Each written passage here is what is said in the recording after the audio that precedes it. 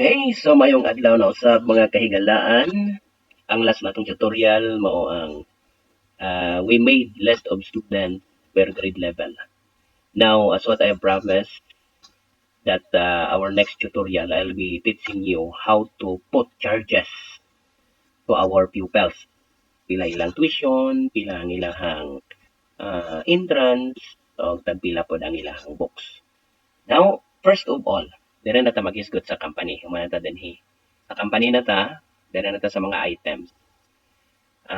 Ari sa ta sa chart of account. Upon opening this chart of account, dili sa kong malibog dinhi kay dili ra ta magdinagko may istorya dinhi. Well, ang ato lang isgutan dinhi is ang mga income lang usa, unya ra ning mga expense, no? Unya ra ning mga expense. Kay of course, pabayaron man nato ang mga bata og tuition, and then tuition is an income of a school. Wala diri income sa chart of account. Diri fixed asset, magisgot ang fixed asset mo ni atong mga building, no? So, mga liabilities atong balayron, atong capital mo niyang equity mo ni atong mga capital. Di na sa ta maghisgot ang mga butangan ron kay sa sunod na atong mga videos na. So, dinhi sa chart of account, wala ko'y nakitang income. So, kung may magbayad, wala tayong income kay wala man tayo kabutang income. So, maghimo tag income account. So, dirita sa new account, dayon, new account. Unsa man siya nga account? Income account. Okay? So, income account. Continue.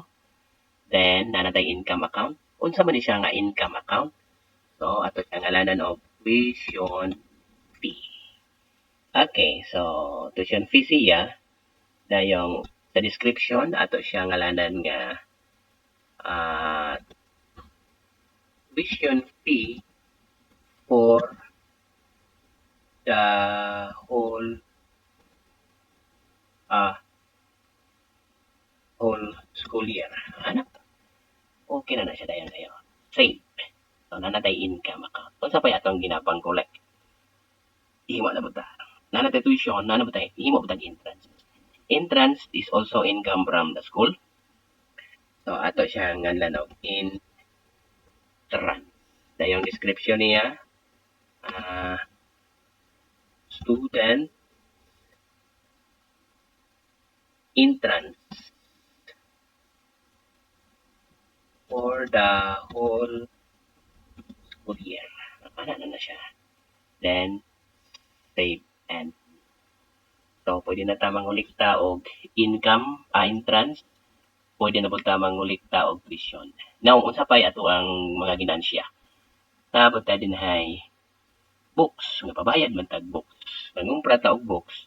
Ato pong wanag books. Basi, natay patong sa books. Hala, dili din akong patong na inato ra ni. Sinilingan na ni. So, account income is books. Atong description. Student books for the whole school year. Nan. So, income na. So, pwede na ta magsugod sa atong negosyo.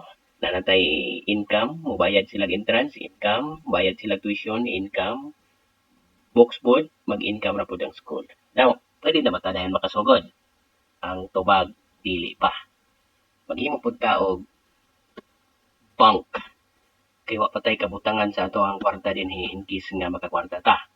So, maghimo ta dere, new, but this time, dili siya income. Kung dili, bank. Yan, bank siya. Ato ang bank account, ato ang ingalanan ng BDO. Mo may pinakakumon ron. So, BDO, dayon, ang kuan din this is the BDO bank account of the school. Siyempre, dili ka pwede mo account number. So, kamo na 0000. So, bahala na mo diya. 1, 2, 3. Himo-himo naman na. Dayon, of course, inter-opening balance. Dili man ta pwede makaadto sa BDO ngayon. Opening ko diha. Sunod adlaw ra ko mo deposit. Naag yun na. Open ka. Atong i-assume nga nagbutang ta dito og 500,000. Okay, 500,000 naman. Libog ko. Mura mag-libog ka. As of May, supposing diri ko na ka, May 1. Then, so, save and close. Oh, naanatay bank nga 500,000 ang sulad. Okay, naanatay bangko nga pwedeng kasulad sa tong kwarta. Na po tayo tuition nga pwede ikuliktahon, na pwede interest nga pwede ikuliktahon, pwede po ang books nga pwede ikuliktahon. Now, ang sunod, unsay himuon? Ang sunod, balik ta dali sa home. So, ganina, na naman tayo, bangko atong isudlag 500,000. Yari din na po mo collect og tuition, entrance, o books. Pero, wala pa tayo books, kung pa tayo pangumpra. So, ari ta dali sa may vendor, sa atong mga vendor. Ari ta sa may inter bills. Wala pa ni kuan di ay. Unsa ni siya? Interbills and expense. So, dali ta. Pak! Intertag bills. Now, ang pangutana, kinsa man ni bill or vendor, kinsa man ni sila. Wala pa ta din he. So, atong himuan og vendor account nga butang ta pinaka-common na to is Rex Bookstore. Okay. Sa Rex Bookstore, o ni siya ang ato ang supplier. So, billing address, bisag wala lang sana. Okay. Now, unsa may atong gipalit na Rex Bookstore? Supposed to be na ni items. Okay. Dili expense. Items. Imo ta direct items. Ang atong paliton, by the way, wala pa inventory part. Ato sang i-open ang inventory part kay kung palit man tag libro niya. Kanang libro iphon ba yana. So ato sang i-close palit sa tag. Ato sang i-open ang inventory part. Okay, here one. Okay, alit ta sa home. Alit ka sa edit. Preferences. Atong inventory. Company, tapos inventory. Ano na din, patakara. Inventory, atong ni-on, kay parang nata inventory. Yes. Okay. Balik-balik siya. So, naulasa ta. Okay. So, nata inventory part. Akong ikaingon ganina, kung palit ang libro, iphon man yun na siya. So, inventory part na siya. So, supposing ni palita, so, receive inventory with bill. Okay, asa man gikan. Pag yung inventory, mga stocks na siya nga atong ipalit. Okay, dirita sa items. Dirita sa expense kay bayad man na. Dirita sa item. Wala pa may items. Butangan na tog item. Inventory. Na inventory. Okay, so inventory. So grade 1. Okay, mataas mo itong video. 001 ang ato ang code. It means grade 1. Bible. Category na to.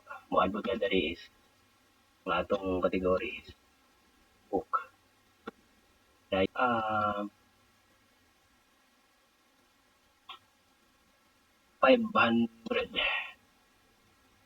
Ano ba? So, okay. Account type. Pwede mo siya sa sales. Tapos, okay. Ilang ka buhok ato ang books. Palita og 30 ka book. And then, sunod is new inventory part. 001 math. Category book. Enable taning unit B parang check na to.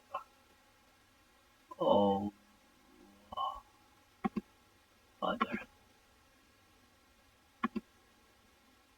So, wala siya. Wala.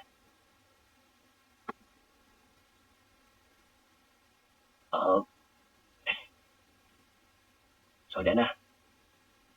Item, inventory part.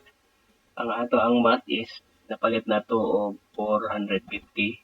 Atong ibalik iya og 500 natay piso nga kanatay 50 pesos nga kuan nga income. Itong sales income na siya Japon.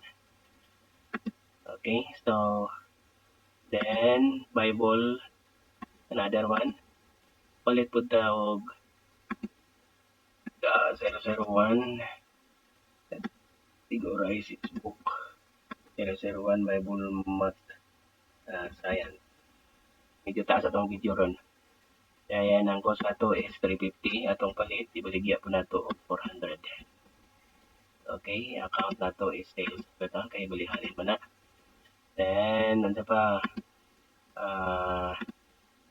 Bible Math Science, inventory part, 001. Bible Math Science, English. So, category niya is book. Tapos, ang price na itong palit is 550. Baligyan po na ito og 570.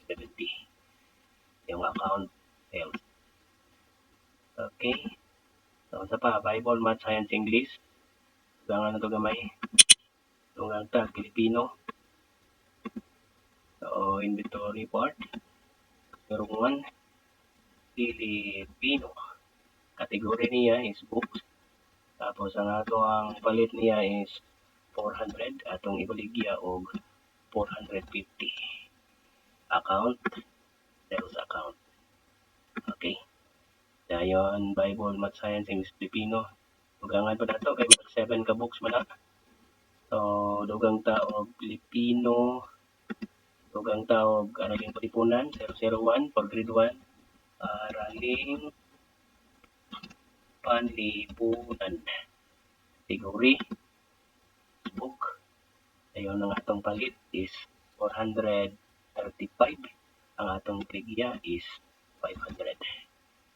Ayun ang book niya is sales. Okay, balighalin mo na siya. Then, last, I think last, palit tawag mape. Inventory part. 01. Tapos, category. Book. Ang atong palit is 530. Atong baligya is 600. Account type, sales. Okay na, dahil sa mga quantity. Kay daghan man tag estudyante. So, kana wala pa na ito cost. Butaran na ito dali o 358. Ato pong baligya o 8. Tapos, ang atong baligya is 500. So, cost. So, this one is 30. Put palitag 30. Put 30. Filipino put 30. Then, 30. Map is 30. So, save and close. Okay, so kung lantaw na to sa item inventory, so ang atong Araling Panlipunan na natay tag 30-30 ka buok, pwede na ni nato gyud nga i-baligya. So libok sa sales na siya, okay ra. So if we notice sa ato adering current assets is natay 81,000 opening balance. Kani accounts payable nato ni kay ni-receive ta og items dito sa Rex Bookstore. Ya, kung lantaw na to, quick report. No? Kung atong lantawon, nag-receive ta og account dito sa Rex Bookstore. No? Sa Rex Bookstore, unsa man ni siya nga mga accounts, unsa man ni siya nga mga details, sila ni ang katong ato ang i-order nga mga mga libro. Okay. So, So, this time, nanatay libro. Dayon, nanapod tay entrance. Nakakreate na po tag entrance. No? As income. Dayon, nanapod tay tuition. So, there is sa item part, since this is our services, muhimo pa dayta din hipudoog. Usa ka items atong ngalanan is entrance. Services na siya, dili na siya items, kaya dili mo na maihapang entrance o pila book. So, ang atong ibutang dira is entrance. Dayon, sa kategory niya is adan po nato diri. Tanga nato diri ang kategory of entrance. Ayun, okay na. Pila man na ang entrance. So, 5,000 ang account entrance. Katong iba kanina. So, okay na. Dayong himo pud ta og usa pa ka items nga tuition services gyapon na kay di mo na maihap nga kuan usa-usa. So, ito ngalanan siya og tuition. Ang kategory niya is siyempre, ngalanan pa na ito tuition para sure. Ito libog inong pangita ay tuition. Ang price na ito ani for the whole year is 10,000. So, ato ang income dali, tuition po. Okay, dahil usa pa kabutang akong gustong i-introduce ninyo is magamit sa group. Kay charge na to sa payable sa ato mga bata. Gunahan ko nga usa ka click, pakita na tanan ng tanang libro kay kung usa-usahon nimo ni medyo hassle man. So ang atong imo na new item, and this time atong gamiton ang group. Okay? So ang atong ngalan is grade 1 books. Unsa man ning mga grade 1 books? So nadiri nga Bible, unsa pa? Yung math, dayon science, dayon English, dayon Filipino, ang araling panlipunan, dayon mape. Amo na ang ato ang mga books in group. Okay na ito na siya. So, natay books. Natay title nga mape books. Dayon mahimo pa tag usa pa ka item ang atong ingalan is subtotal. Kani gamiton taning subtotal para nga makita pa dahil ang subtotal kung kuman sila og bayad. So subtotal. So quantity. So ato ang ibutang dari amount. So diretso na ta. Okay, sa subtotal. So this time, kompleto na itong mga paninda, na natay tuition, na natay entrance, na natay mga books, pwede na ta ka himog charges sa atong mga bata. Okay, so our next video, ako nang ipakita ninyo unsaon pag butang og charges sa atong mga bata para makabalo sila pila ilahang balayron sa tibuok. Okay. Next na pod, see you soon.